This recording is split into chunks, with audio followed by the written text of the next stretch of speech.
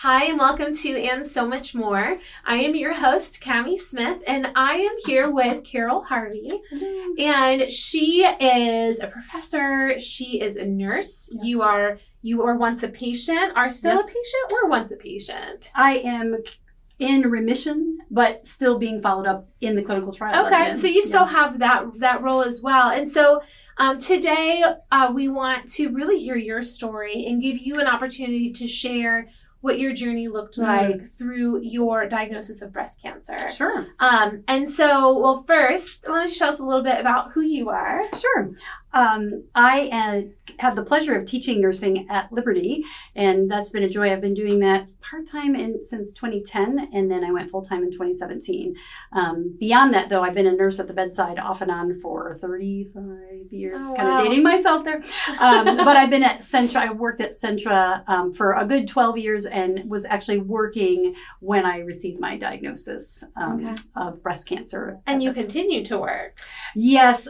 My treatment started pretty quick, and so I had to stop working. Yeah. And then because of the kind of cancer I had, they had to hit me really hard with chemo. And so then they had to let me go. So I have not worked at the bedside since 2020. Okay. But I have been able to keep teaching. I laid that down for a little while, and then but still was able to keep teaching. Yeah. So I'm very thankful, because that's such a joy of, if I can't be at the bedside, I can empower the next generation. And so I'm so thankful for that. Yes. Oh, and I bet it's an ebb and flow, just listening to what you can and can't handle in each moment. Yes. Throughout the whole process. Yes. That was hard, because, I think probably we as women tend to feel like, oh, we can do it all. We can do it all. We can do it all. Yes. And so that was a little sobering, and just kind of, okay, what can I do? And just be thankful. And now on this side of it, I have the pleasure of just thinking like, I'm having a bad hair day. And then I'll say, but you know what? I have hair today. I'm thankful. Yes. I have hair to have a bad hair day. So that has really framed my thought process a lot. Yes. Yeah. So tell us from the beginning. Sure. So you received your diagnosis. Yes. Yeah. And then what was that journey like? So I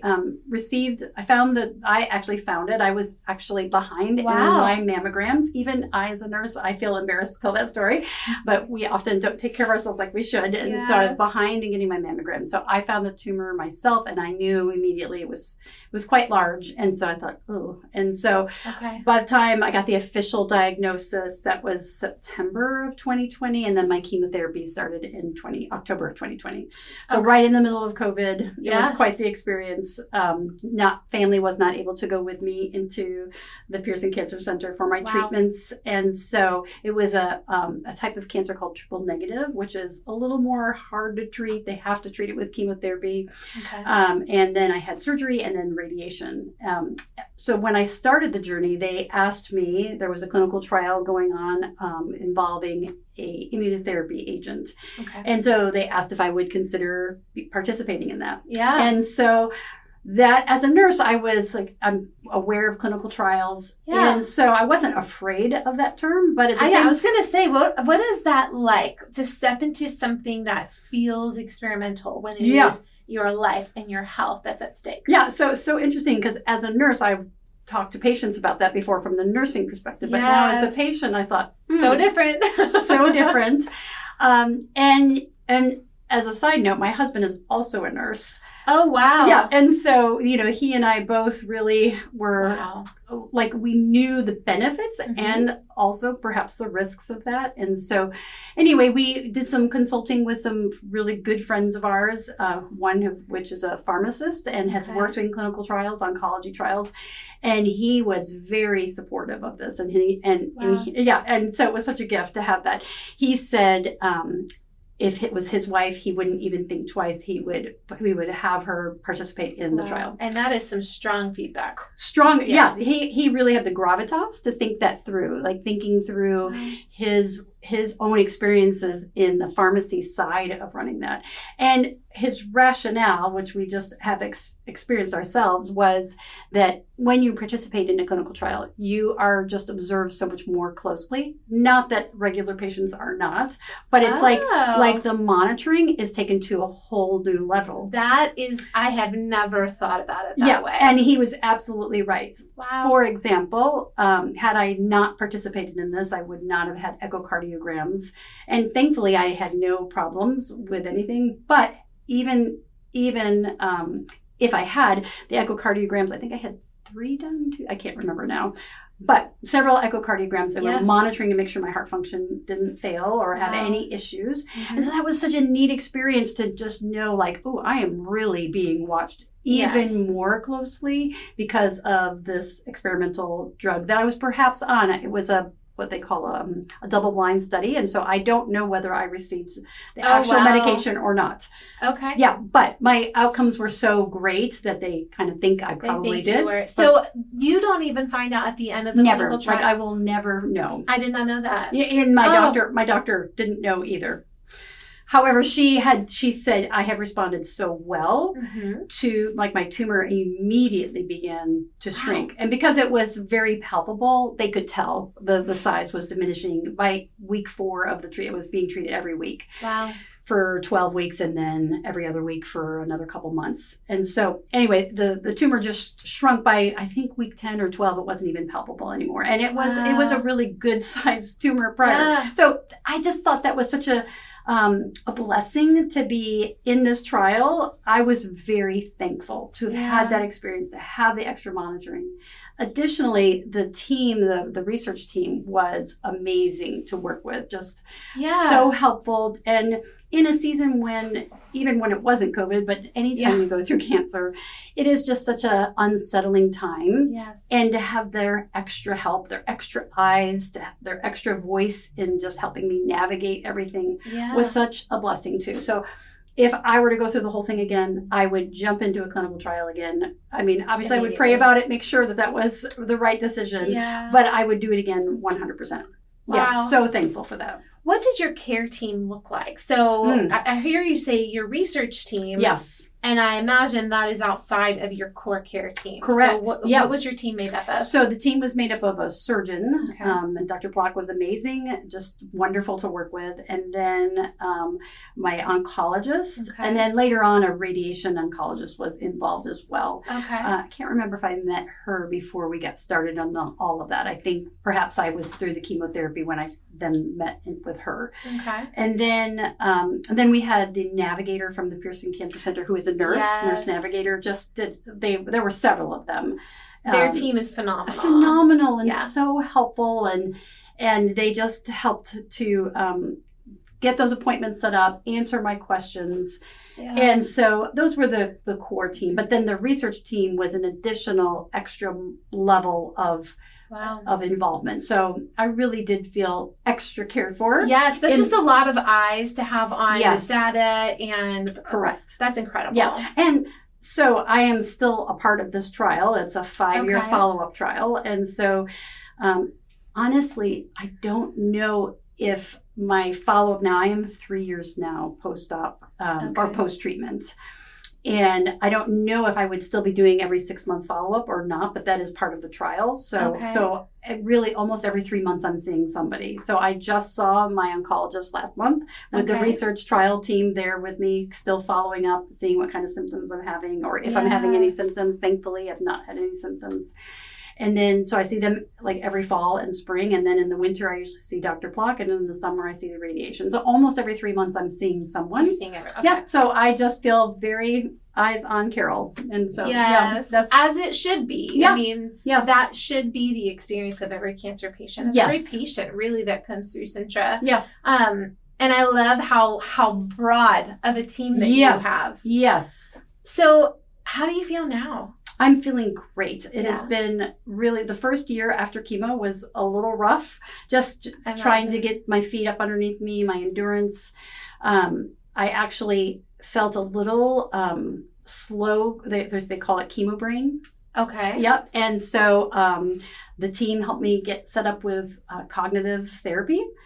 And it was phenomenal. So I would go every week for cognitive therapy training at the Baptist.